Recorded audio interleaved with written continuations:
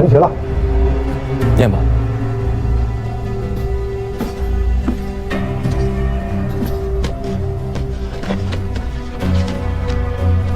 大王教命，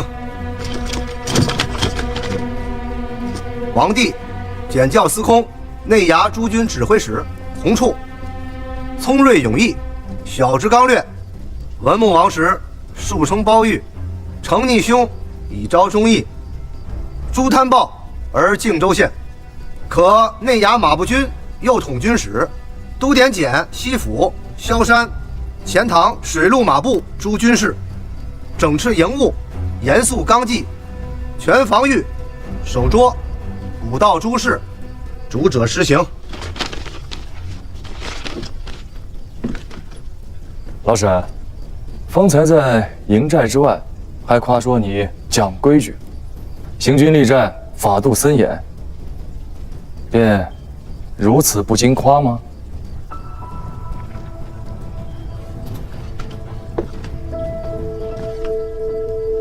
末将陈海等参见九郎君。我倒不知九郎君是个什么东西，是何品质，是何差遣？军中行参礼，除了将帅之外，还有郎君一说吗？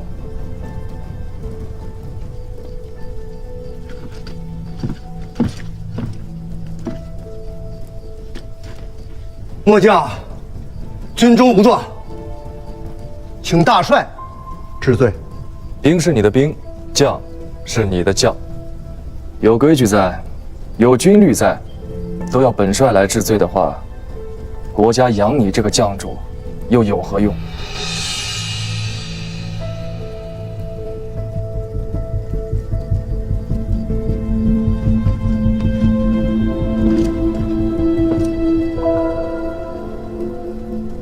军中妄语，杖10；军中无状，杖20，30杖。来人呐，拉下去！啊，拉下去！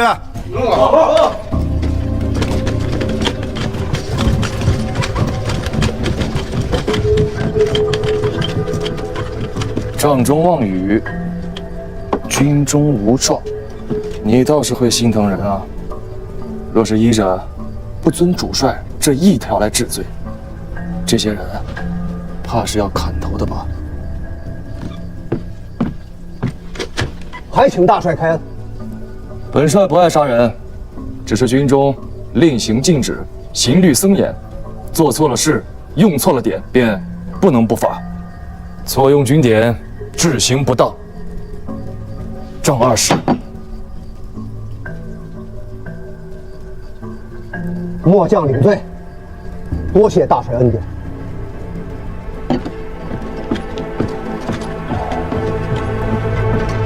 军中的事其实简单，你只要拿捏住了为首的，便拿捏住了这一军。沈承礼跟随六令公在苏州治军多年，久经风浪，要拿住他不容易啊。九郎君若是去夺沈承礼手中的兵权，此刻他已经死了。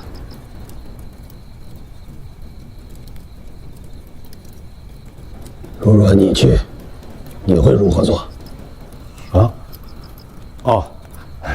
萧山大营沈承礼部下有4个指挥使，9个副指挥使，我笼络这13个。行了，你也死了，在人家大营里，当着人家的面，向人家的兵施恩卖好，你以为沈承礼是死人吗？人家的兵，人家的将，你是求人家去办事情的，人家还担心你趁机夺了他的兵权，姓钱又能如何？手里有大王的教命又能如何？你就是攥着兵符令箭，满大营的吆喝。人家那是财货人情，养了几十年的兵和将，那是沙场上一道斩头立血，拎着自己的脑袋去看别人脑袋的，这是比骨肉血脉姻亲还要牢靠万倍的生死兄弟。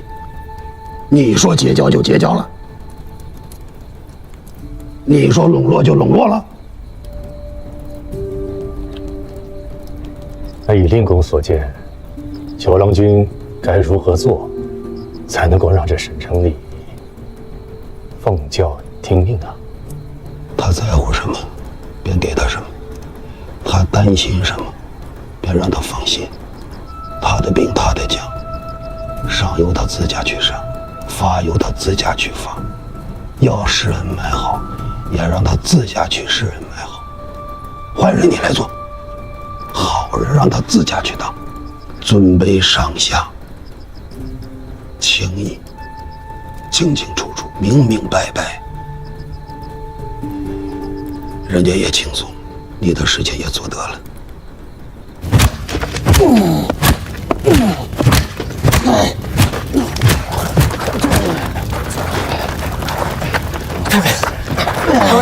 太尉，都快昏头了，别累了，太尉。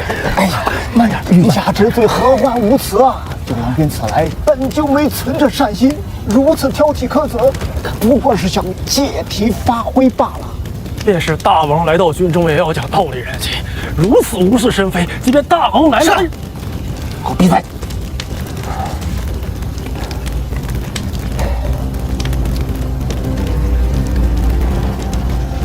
军中没有大王，没有郎君，只有将帅军相。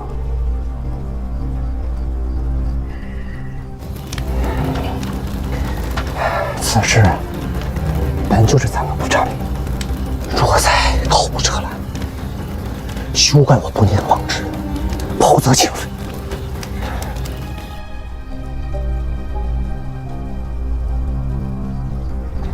大帅虽然年轻，却是个经历过战事的，有种规矩。此番他奉王将而来，手握兵符，生杀予夺，皆在他一念之间啊！都给我仔细些，小心伺候。是。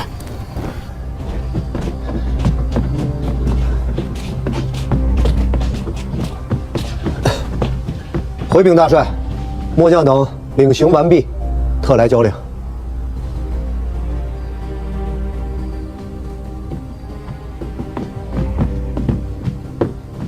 保德门至博弈坞这条官道上，布下半个多的兵力驻守，要立营垒、设卡子，盘查过往人等，禁绝行止。碧波亭水寨这儿，去1个多的兵力给我看住了，防止贼人从此处上岸，骚扰南城。博弈坞派去半个多的骑兵和1个多的步兵，将航站、码头、余杭酒肆、坊市、仓储都给我看住了，禁绝人员出入。今日夜里这趟差事，不要尔等杀多少人，砍多少颗脑袋，算多少斩首，要的是周详细致，要的是不该死的便不能死1个人，不该逃的便1个人都逃不脱。不滋事，不扰民，看的是诸将的能耐，更是忠心。吃了钱家和吴越百姓这许多年的老米饭，望诸君自家都掂量掂量，这趟差事要如何做，才对得起自家的良心。你来。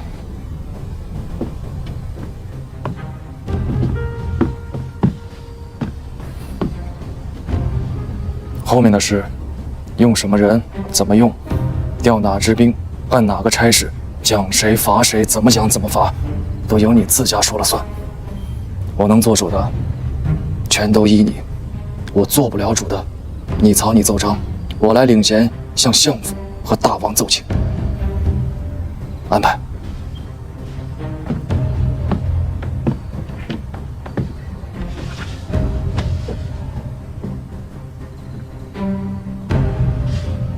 太尉，接下来怎么办？什么怎么办？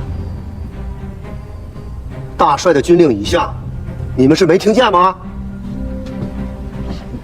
邓德裕在，封锁保德门外道路，绝禁行人。诺。箭头在，你率700骑兵驰援碧波亭。诺。王鄂在，你率军直趋博弈坞，若是跑了一个人一条船，便让你的中军提着你的头来见本将。快去！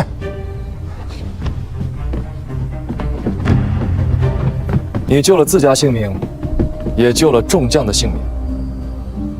末将惭愧。若来得及，说不定还能救下胡令公。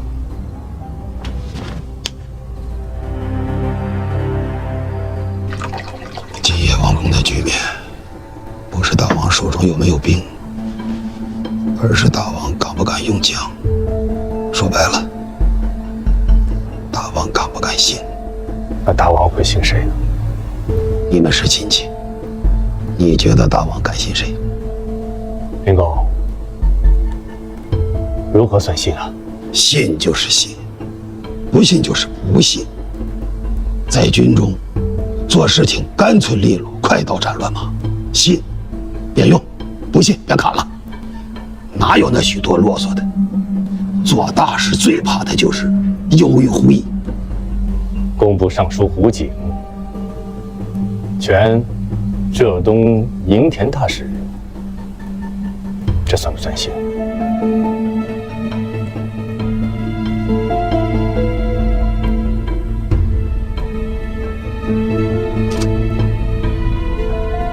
不算，这分明是不信。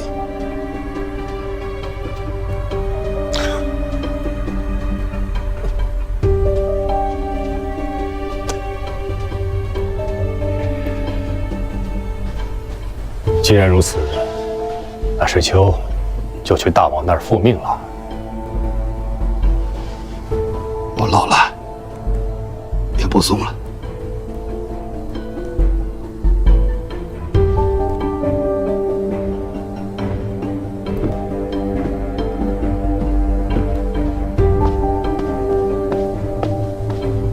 站住！父亲，小心此人。有见识，有胆识，对王室忠心，心思机敏，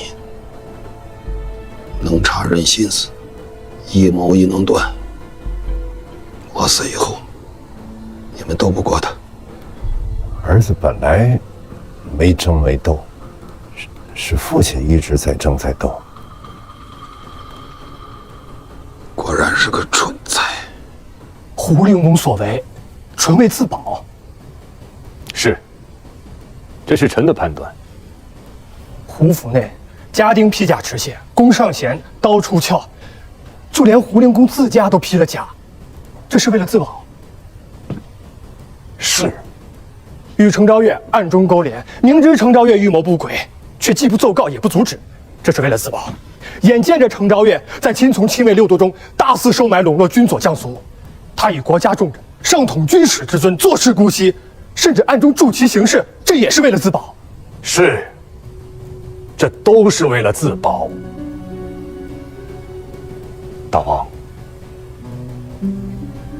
请深思，今夜之前的陈昭月，与今日之后的陈昭月是不同的。水丘公的意思，姑听明白了。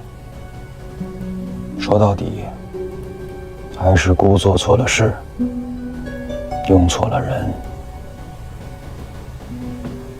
大王，今夜之前，陈昭月是深受大王信用的内都监使，收买笼络禁军将佐，在外人看来，那不是陈家自家私下的行径，是大王的手艺，是大王越过执掌兵权帅印的统军使，派陈昭月以财货去笼络军中将佐。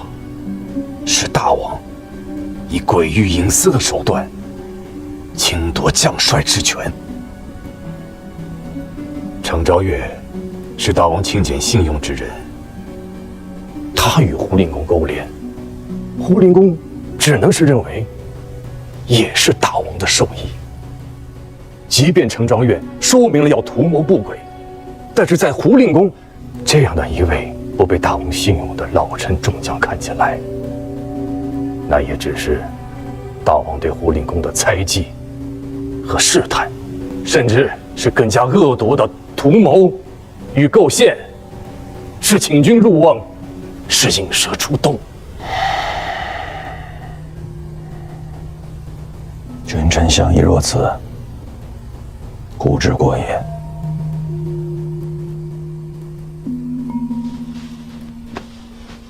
今夜的请示，红雷公也只能将家丁聚集起来，就算顾不了大局，总守得家宅清宁，不受贼人的滋扰冒犯。故这些年亲近性命，疏远老臣，与胡连公之间生了嫌隙，这才令程昭月这等贼子有了可乘之机。水秀公，我知道该怎么做了。大王有教。臣胡进思，恭领大王教命。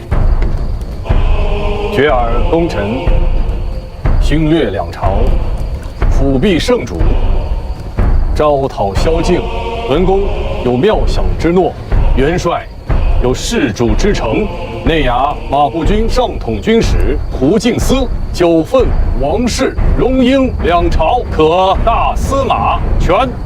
内外诸军事，京畿州县，军中将所，西应提调，营中诸务，故不欲也。大司马，臣胡进思，谨奉大王教命。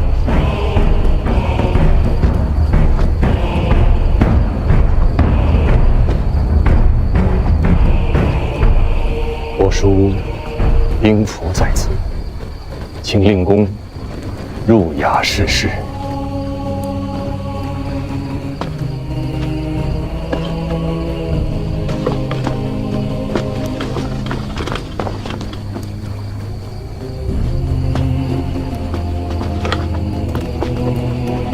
给老夫备马。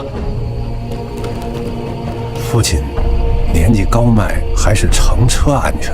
你们见过骑不得马的大司马吗？备马！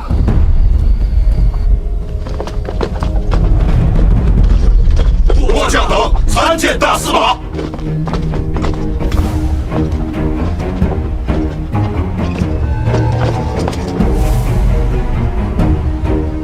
老夫受大王教命，提调内外军马，正式京畿防务。自即刻起，锁闭罗城各门，官民人等不得出入。没有老夫的军令，便是手持大王教命。也先与我拿来再说。诺，谨遵大司马号令。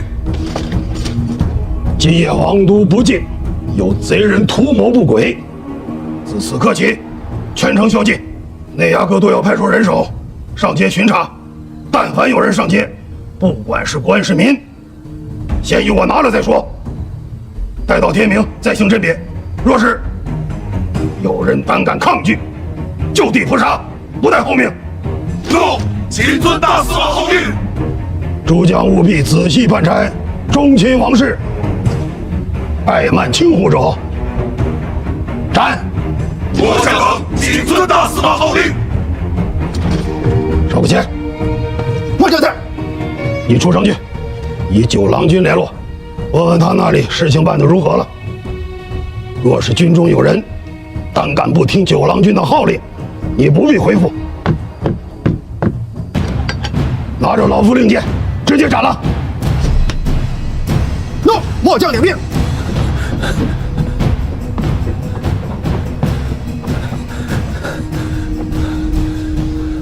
马步军司那边传来消息，胡进思拜了大司马，接管了内外兵权，下令全城宵禁戒严，所有的官民人等不得出入。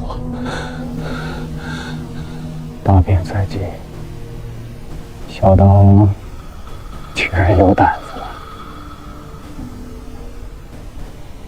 城外秦淮社那边可有消息？没有。来的。时间太短了，来不及了。各地的人手到齐了不到3成了，大约还有7成还在路上呢。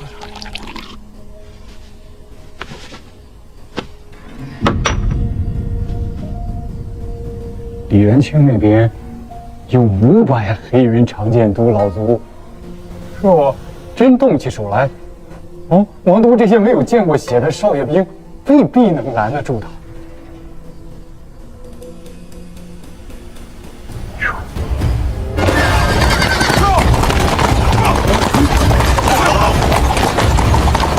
奉萧山营大汉，五郎军听令，何义务戒严，是敌人等不得出入行走，违者立斩。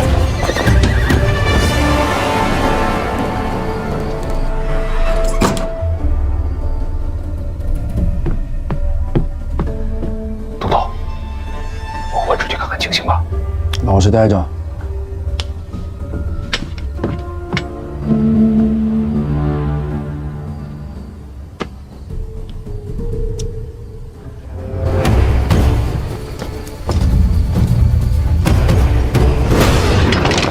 知道，这是哪个营中的兵？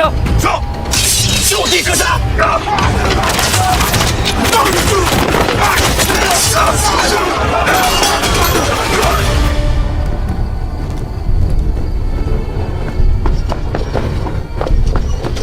大帅，内外皆已就位，不曾有异动。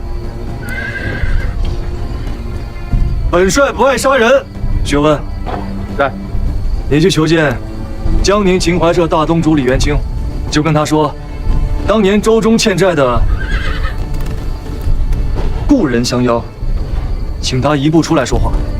欠债的故人，你家郎君真的是如此说的？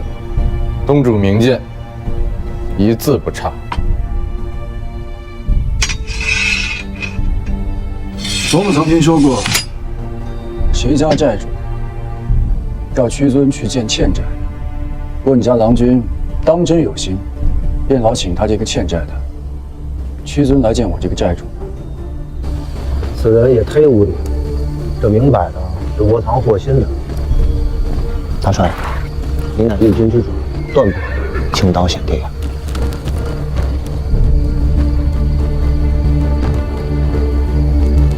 他身边有多少人？只有一个身材健壮的汉子，当年郎君在船上也曾见过他。安元说的也有理，那我自家也去见他。大帅，大帅，大帅，大帅，万万不可呀！大帅，大帅，不可呀！这儿的兵权交给你，天亮之后，若我还没有出来，即刻进剿。若到时候我死了，便替我报仇；若我还活着，便先杀了我。我钱洪处断然不做质子。大帅，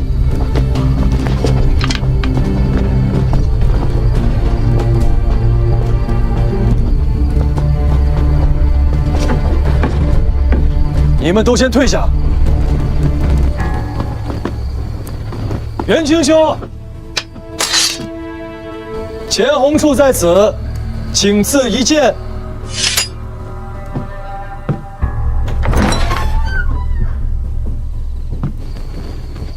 你在此候着，用不了多少时辰。诺。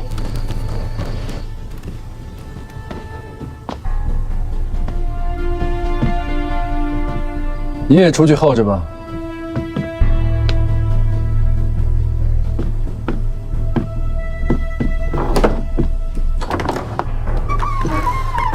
还是这般不爱讲话。汴梁一别，九郎君倒是无恙。元清兄此来，究竟带了多少人啊？10万大军，九郎信吗？当年都不会信，更何况今日？3000甲士，九郎信吗？当年或许会信，可今日不信。500老卒呢？九郎信吗？信。这些人现下何处？你到此处来找我，便是为了此事。伯夷吾乃王都基府最为繁华生息之地，洪处不愿看到此处受了刀兵之灾。洪处是来议和的。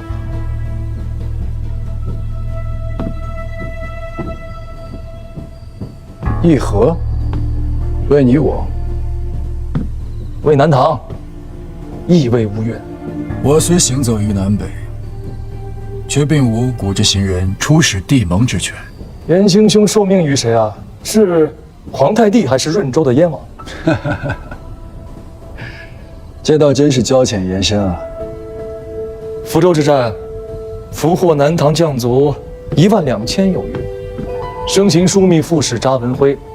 若迎其还乡，不论是在皇太帝还是燕王面前，都是一桩大人情、大功劳。